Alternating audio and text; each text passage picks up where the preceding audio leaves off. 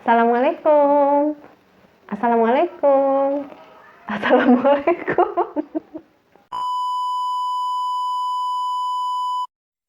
Hai, Assalamualaikum. Ketemu lagi dengan saya. Kali ini saya akan berbagi info ya guys, masalah jerawat. Tapi sebelumnya subscribe, like, dan share serta komennya ya guys, biar kalian itu tidak ketinggalan info menarik dari saya.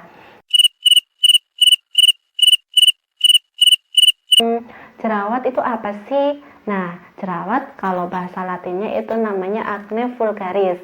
Apa artinya? Artinya itu namanya penyakit kulit yang melibatkan penyumbatan atau peradangan pada unit pilosebaceous atau kelenjar sebaceous dan folikel rambut. Oke.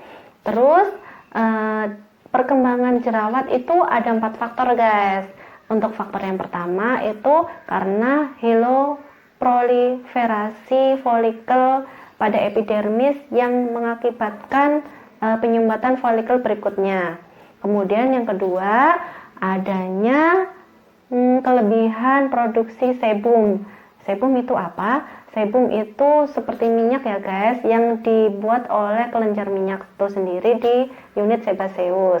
Nah, ketiga itu biasanya karena adanya aktivitas bakteri. Nah, bakteri yang biasanya aktivitas bakteri itu dari bakteri yang namanya Cutibacterium acne. Itu lebih dikenalnya dulu itu dengan nama Propionibacterium acne. Yang keempat itu biasanya faktor keturunan atau genetik ya guys. Itu faktor utama biasanya yang mengakibatkan kalian itu berjerawat. Oke. Nah, untuk tanda dan gejalanya itu ada macam-macam ya guys. Kali ini saya akan menjelaskan satu-satu. Untuk yang tanda gejala, tanda yang pertama itu adalah karena adanya komedo. Dan komedo ini ada 2 macam. Komedo yang tertutup dan komedo yang terbuka.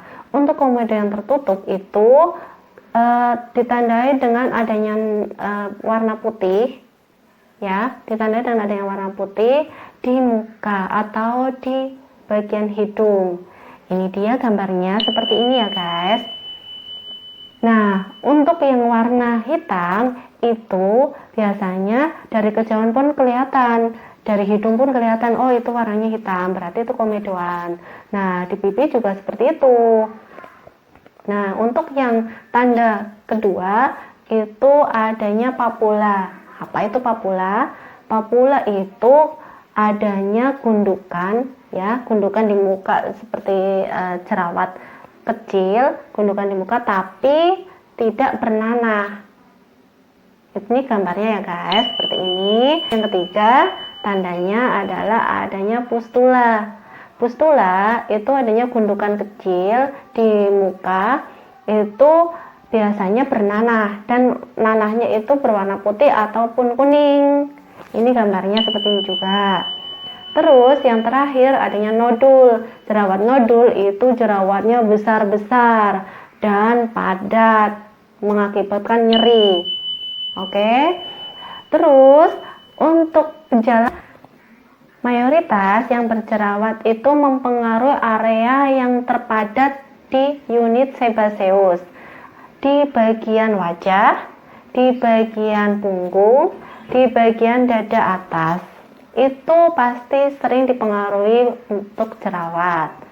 Nah, untuk pengobatannya biasanya dibagi menjadi 2 guys. Yang pertama secara farmakologi, yang kedua non farmakologi. Nah, kalau secara farmakologi biasanya obatnya ada beberapa macam, yaitu produk jerawat yang seperti benzoyl peroxide, terus kedua itu ada antibiotik, ketiga ada golongan retinoid, keempat ada aldosteron dan lain-lain. Dan untuk yang non farmakologi itu biasanya karena efek makan, pola makan seperti makanan junk food. Hindari ya guys, makanan-makanan itu nanti akan menimbulkan jerawat. Terus banyak hiperglikemi atau hiperglikemi, itu banyak gula.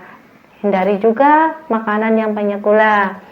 Nah, terus yang suka susu skim itu sekarang hindari, karena itu juga menimbulkan jerawat, apalagi yang mempunyai faktor keturunan atau genetika itu pasti cepat ditimbul jerawat. Untuk pengobatannya itu jangan asal mengobati ya guys. Nah, ada dokter, ada apoteker. Maka konsultasikan itu jerawat-jerawatmu. Oke.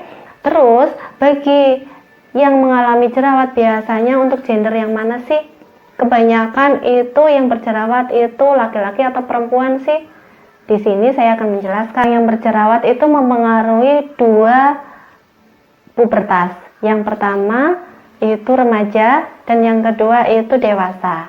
Dan untuk yang remaja itu usia 14 sampai 17 tahun itu biasanya untuk wanita. Nah, untuk yang laki-laki itu biasanya usianya antara 16 sampai 19 tahun. Sedangkan untuk yang dewasa itu didominasi untuk wanita. Ya, meskipun pria juga ada sebagian yang berjerawat, tapi kebanyakan itu wanita karena faktor-faktor hormon, faktor-faktor kehamilan, faktor menopause dan lain-lain itu bisa mempengaruhinya. Sekian info dari saya, semoga info saya menarik dan jangan lupa subscribe ya guys. Oke, wassalamualaikum warahmatullahi wabarakatuh.